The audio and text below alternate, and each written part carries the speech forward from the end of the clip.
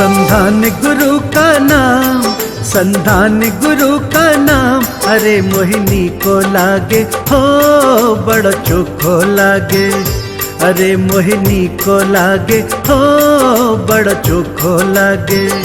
जय हो संधान गुरुवर, कृपा के आप परवर, है जग से न्यारे गुरुवर, हमारे प्यारे गुरुवर।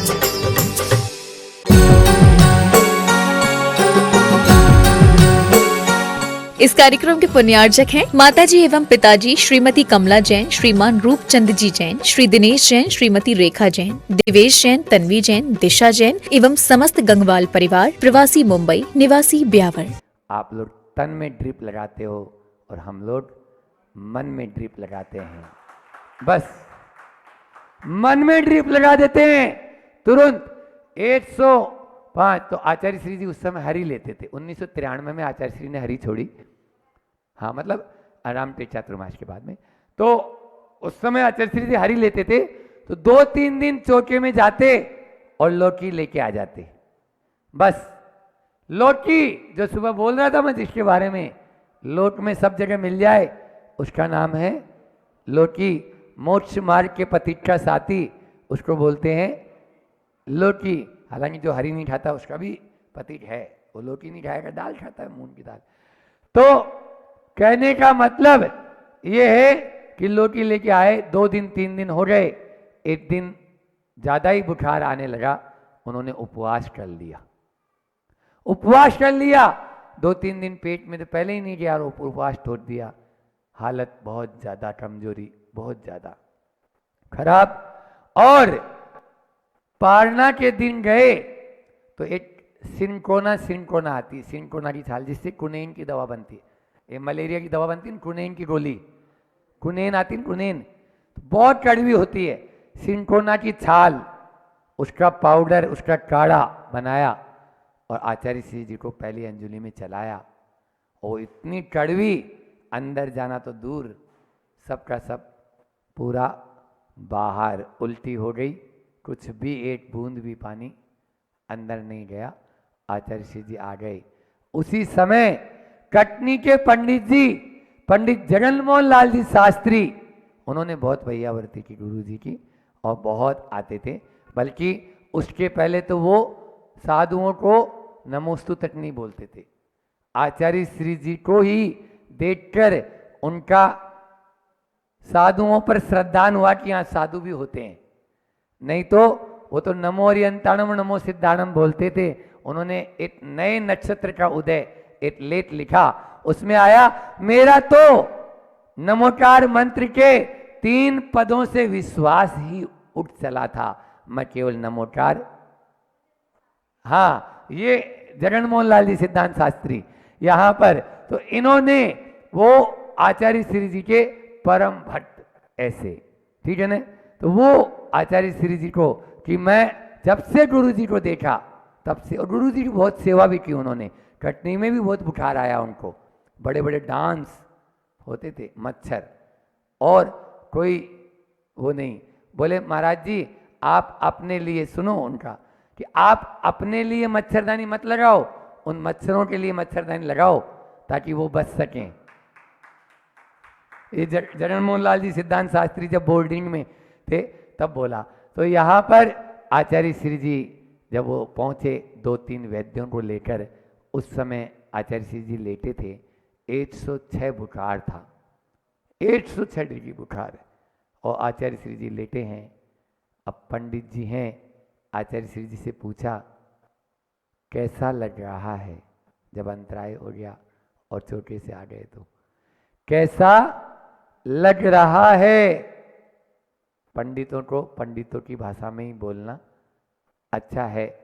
आचार्य श्री जी ने तुरंत जवाब दिया, औदैत भाव है, कर्म का उदय है, बस जान रहा हूं और देख रहा हूं, जान रहा हूं और देख रहा हूं। ये औदैत भाव वालों को समझा दो, जो औदैत भाव है ना, जिनको कर्म के उदय मानते, और डल्लभ के गद्दे पर औदैत भाव नजर आता है उनको, बुखार में नहीं। समझ में आया। तो इस प्रकार से आचार्य श्री जी बहुत कई बार जयपुर में भी गंभीर रूप से बीमार हुए थे जब डोली पर ले जाने की बात उस समय आई थी। लेकिन किशनगढ़ का वह पंच कल्याणक और आचार्य श्री जी इसी तरफ से गए थे, बुंदेलखंड से पहली बार वापस राजस्थान गए थे, बिना डोली के गए। वहाँ पर आचार्य श्री जी को इतना बुखार, खजान जी की धर्मशाला है संसार चंद्र रोड पे, संसार चंद्र रोड खजान जी की धर्मशाला, अपने बहुत अच्छी धर्मशाला, उसमें रुके हुए थे आचार्य श्री जी। एक वैद्य आए और सामायिक के पहले उनको देखा तो 103 डिग्री बुखार आचार्य श्री जी को। आचार्य श्री जी को कहते हैं, आचार्य श्री जी आप किसी भी हालत में किशनगढ़ पैदल नहीं जा पाएंगे और आप जो है अब पंच कल्याणक का, वो वैद्य भी जैन थे, पंच कल्याणक का आप तो त्याग कर दें, यदि जाना है तो आपको डोली तैयार हम लोग कर लेंगे और आपको अच्छे से छोड़ देंगे। ये बात कितने बजे की है? 11:45 बजे की बात है।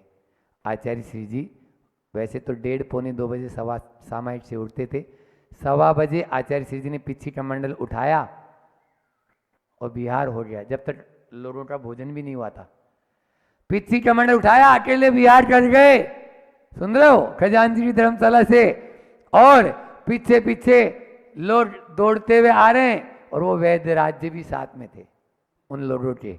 वो वैद्य राज्य भी आए, तब तक आचार्य श्री जी 3-4 किलोमीटर 5 किलोमीटर चल चुके थे और तब आचार्य श्री जी को पसीना आया, सब बुखार अपना आप ही गायब।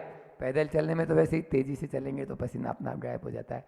बस वो वैद्य जी कहते हैं, आचार्य श्री जी हमने तो आपको मना किया था, फिर आप, और आप तो वैसे भी रोज सामायिक में रोज 1:30 के बाद ही उठते हो, आज आपने, बोले हाँ इसीलिए जल्दी उठ गया था क्योंकि 1:30 बजे बाद आप आ जाते ना।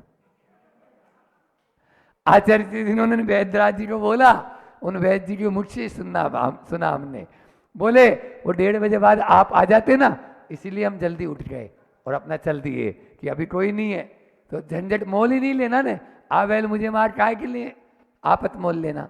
ऐसे कई बार रेवती रेंज में भी आप लोगों ने देखा होगा आचार्य श्री जी कितनी अस्वस्थ हो गए थे उस समय। ये सब बहनें वगैरह वहाँ पे थी, बुखार आता था और आहार भी उनसे पूरा नहीं ले पाते थे, लेकिन आचार्य श्री जी कोई भी हिम्मत नहीं, वो हमेशा यही कहते थे, कहते हैं कि बस तन की बीमारी को तन में रहने दो, उसको मन पर हावी मत होने दो।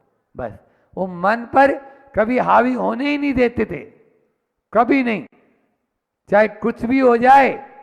सामने वाला मतलब बीमारी भी उनके सामने घुटने टेक देती थी।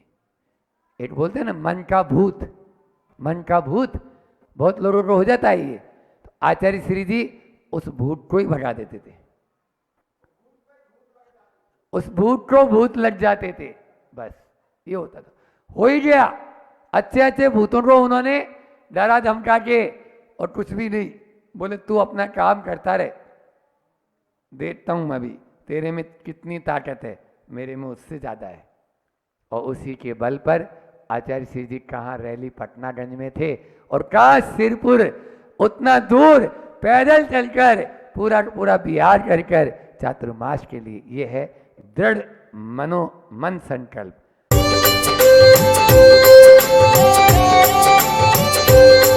संधान गुरु का नाम, संधान गुरु का नाम, अरे मोहिनी को लागे हो बड़ो चोखो लागे, अरे मोहिनी को लागे हो बड़ो चोखो लागे। जय हो संधान गुरुवर, कृपा के आप करवर, है जग से न्यारे गुरुवर, हमारे प्यारे गुरुवर।